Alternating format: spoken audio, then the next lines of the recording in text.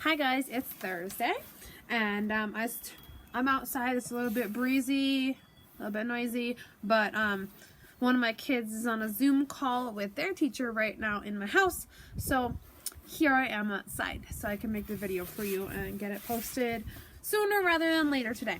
So hopefully you're all having a great week and getting your work done. Lots of stuff happening at home. For my class, you should be about done with either the essay or the presentation portion of what you have to do for this week. So I haven't finished up my essay part yet, but I showed you my progress for the week, and here we are. My presentation is complete. So you got to see a lot of this before. Well, actually, it's almost complete, because one thing I don't have yet is up here. I don't have my animal trading cards because I couldn't find something that was easy to just print out for that. Basically, I'm going to put some pictures of like 3 or 4 animals that are in Mexico and important to there, and then just give a few little fact items about them, you know, interesting fact or whatever. So I'm going to add that on there still.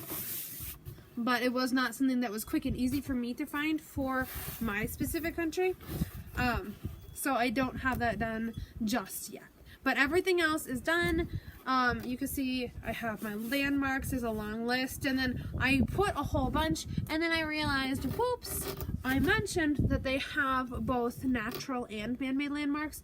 But then my list was all ones that were man-made, even though some of them were ancient ruins. I want to make sure I included some of those other things on there.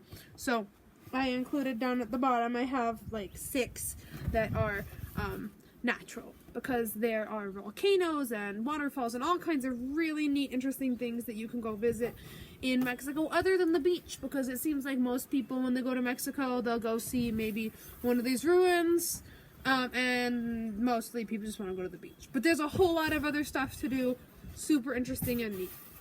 And then down here, agriculture, I just listed their primary products from there. For your climate, most countries are you're gonna be able to access a climate map that is like this, that shows all the different climate zones, and you can see Mexico is very diverse. They have most of these climatic zones represented within their country, even though it's not, you know, a super duper huge country. It covers an area that has a lot of different climate weather patterns. So I was able to include that, and then just make a brief comment about it, showing that I have actually looked at the map. I didn't just slap it on here, and that I have an understanding of it. So that's all I'm asking from you. Okay, obviously, we all know that in Mexico they speak Spanish, so I have Espanol over here, although some people still speak native languages there as well. Then I added on, you saw I had some of these pictures before, I think, but I included information here about different celebrations that happen annually, as well as some information about popular traditional clothing and what kinds of things are typical. And then I have my food, and I think we went over all of this stuff yesterday because it all came directly from my organizer. So that's pretty much what your project should look like. And then your essay, there's that open space in the bottom on the one side where you should attach it on if you have the trifold, or you just have it separate along with if you're doing one of those other options. And it should be a 5-paragraph essay just telling me some of that information about your country that you have learned during this 2-week process. Also, what else was I going to say? I don't remember. Do the extra credit. That stuff is fun. It really gets you involved in experiencing the culture of your country, and it's worth the extra points. I got a really, really fantastic one from Kira in 7th grade. Really nice job on that. It was amazing. And, you know, I'm sure that you learned a lot from it. But it's a great, like all my kids decided to come visit in the middle of my video. Here you go. See, look, there's a whole bunch of children. I go outside to make a video for you guys, and here we are. All my kids had to come visit. So hold on just a moment. What do you need? Oh, okay. That's adorable. Hold on. My kid got kicked out of her Zoom meeting. So here you go. There's your Zoom code. Okay. All right. So that's pretty much, I think, the important stuff for today. If you have questions, remember you can always email me. You can send a remind message. There is on the not the class website, on the school website at the bottom below, all of my information is the contact your teacher. That goes direct to my school email as well. Thanks, babe. So reach out to me, ask a question.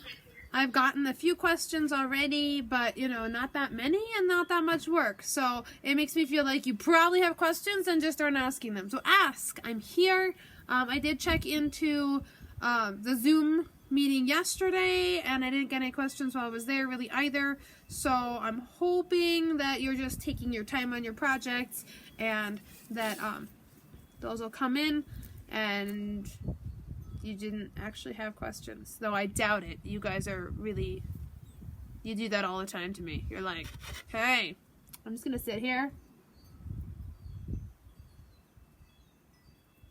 and then suddenly you don't know what you're doing because you had questions the whole time and didn't ask. So ask them, please. I'm here, I'm available.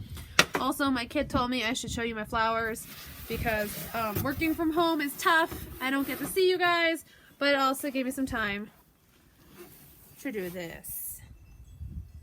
Yes. Well, and that's just one.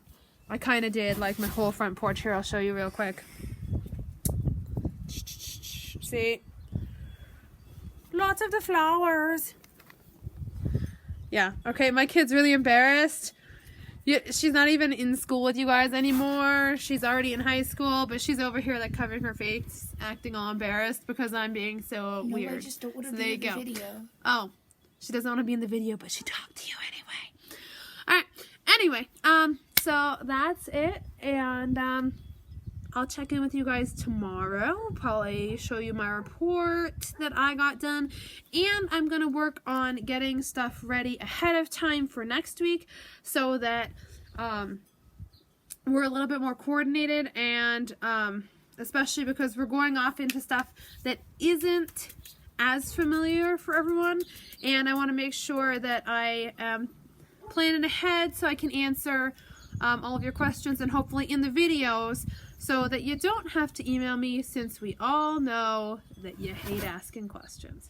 Okay, have a great day, and I will check in with you guys tomorrow.